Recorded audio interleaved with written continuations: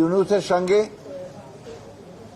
আমাদের বাংলাদেশ জাতীয়তাবাদী দলের ভারপ্রাপ্ত চেয়ারম্যান জনাব তারেক রহমানের যে বৈঠকটি সরকারের অর্থাৎ প্রধান উপদেষ্টার আমন্ত্রণে অনুষ্ঠিত হয়, প্রায় 2 ঘন্টার এই বৈঠক নিয়ে গোটা জাতি আপনার উৎকণ্ঠার সঙ্গে অপেক্ষা করছিল এবং সবাই অপেক্ষা করছিল যে এই বৈঠকের ফলাফল।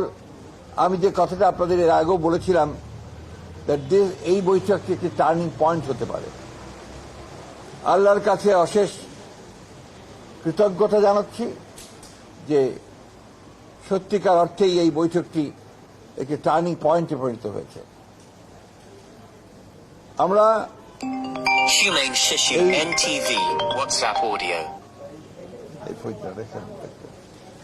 আমরা লক্ষ্য করলাম যে বৈঠকটির পরেই একটা যৌথ আপনার প্রেস রিলিজ দেওয়া হয়েছে, ইশতেহার বলবো, একটা যৌথ ঘোষণা দেওয়া হয়েছে।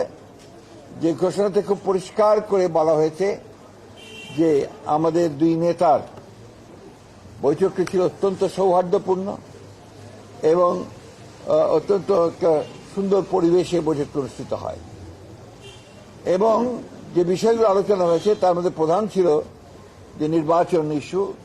সেই নির্বাচন ইস্যুতে জনাব তারেক রহমানের যে প্রস্তাব, যে নির্বাচন যে ঘোষণা করা হয়েছে আপনার এপ্রিলে, যেটা প্রধান উপদেষ্টা ঘোষণা করেছেন, সেটা উপযুক্ত সময় নয় বিধায় তাকে পিছিয়ে নিয়ে আসা। এবং সেই ক্ষেত্রে আমরা অত্যন্ত আনন্দের সঙ্গে গোটা জাতি আনন্দের সঙ্গে লক্ষ্য করল যে আপনার এইটাতে প্রধান উপদেষ্টা সম্মত হয়েছেন এবং তারা ফেব্রুয়ারির মাঝামাঝি সময়ে নির্বাচনের সময়সীমা নির্ধারণ করেছেন। আমি বলবো যে জনাব তারেক রহমান সাহেব আবার প্রমাণ করলেন যে তিনি বাংলাদেশের এই রাজনৈতিক যে দলগুলো রয়েছে সেই দলগুলোর নেতৃত্ব যারা দিচ্ছেন, তাই সেই নেতৃত্ব যারা দিচ্ছেন তাদের মধ্যে নিঃসন্দেহে রাষ্ট্রনায়কোচিত যে গুণগুলো তার মধ্যে রয়েছে সেই গুণ তিনি প্রমাণ করেছেন। প্রথম একটি বৈঠক যেটা সত্যিকার অর্থে গোটা জাতি অত্যন্ত উদ্বিগ্ন ছিল, সেই বৈঠকটিতে তিনি আল্লাহর হুকুমে সফল হয়েছেন। আমি আমার দলের পক্ষ থেকে, আমাদের সমস্ত নেতাকর্মীদের পক্ষ থেকে জনাব তারেক রহমানকে আন্তরিক ধন্যবাদ জানাচ্ছি।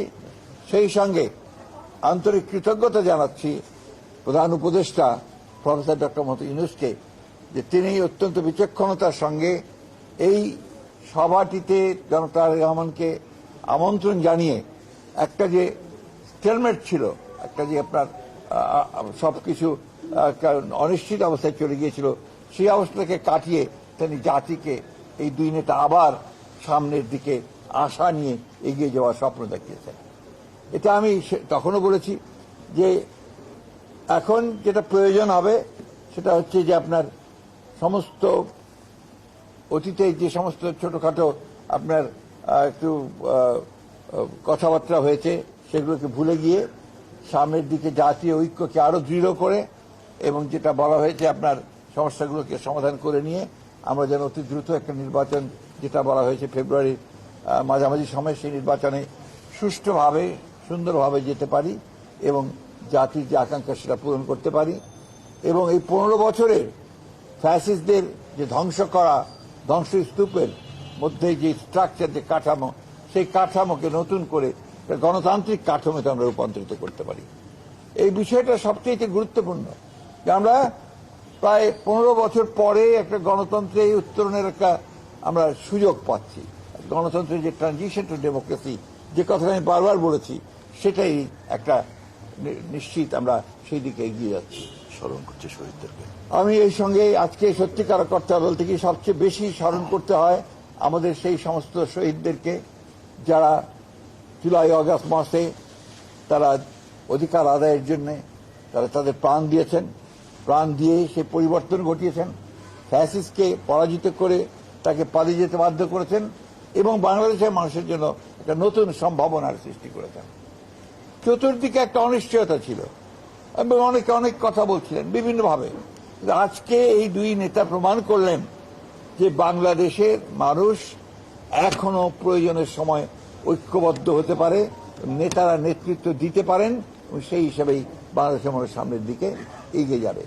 আমি এবং আমি আমি যে কথাটা আবার আমি বলতে চাই যে আমার সঙ্গে মিটিং শেষ হওয়ার সঙ্গে সঙ্গেই আমাদের নেতা জনাব তারেক রহমান সাহেবের সঙ্গে টেলিফোনে কথা হয়েছে।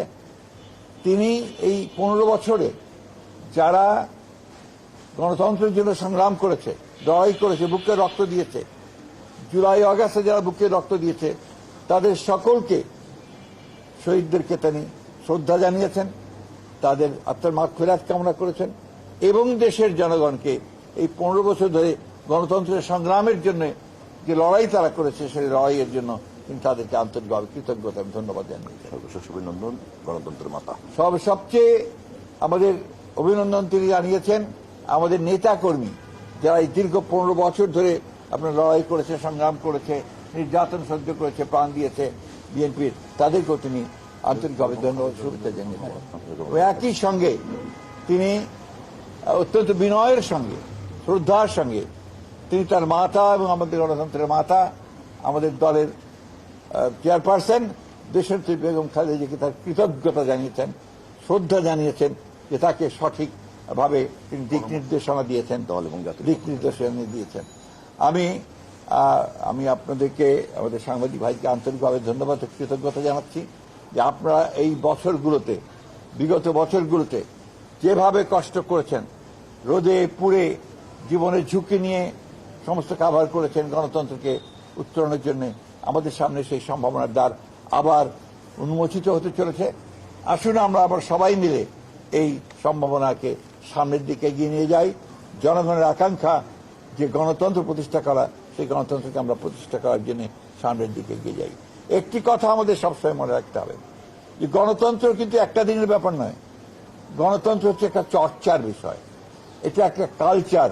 সেই কালচারটা আমাদের মধ্যে গড়ে তুলতে হবে। সারাক্ষণ একে অপরকে বকাবকি, গালিগালাজ, আপনার সোশ্যাল মিডিয়াতে বকাবকি, অমুকখানে বকাবকি না করে আসুন আমরা সবাই একসাথে একযোগে জাতীয় ঐক্য সৃষ্টি করে আমরা দেশকে পুনর্গঠনের জন্য, নতুন বাংলাদেশ গঠন করবার জন্য এগিয়ে যাই। আমাদের শহীদ প্রেসিডেন্ট জিয়া রহমানের স্বপ্ন, আমাদের নেত্রী দেশনেত্রী এবং খালেদা জিয়ার স্বপ্ন, আমাদের নেতা তারেক রহমানের স্বপ্নকে বাস্তবায়িত করার জন্য, আর আমাদের যে সমস্ত শহীদরা প্রাণ দিয়েছেন তাদের স্বপ্নকে বাস্তবায়িত করার জন্য। আপনাদের সকলকে ধন্যবাদ। মাননীয় মহাসচিব, নির্বাচনের সময় বাদে জুলাই ঘোষণাপত্র বা সংস্কার এই সাথে এটা তো আপনার অলরেডি বোধহয় আপনার এসেছে, চৌথ ঘোষণা এটা এসেছে, এটা হয়ে যাবে। এইসব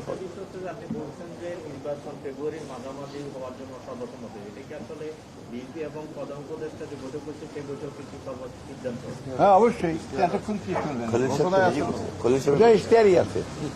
হ্যাঁ, এবং যেটা ঘোষণা দিয়েছেন কিন্তু আপনার সরকারের উপদেষ্টা একজন ডক্টর খলিল, এটা যৌথ ঘোষণা হয়েছে। Thank you very much.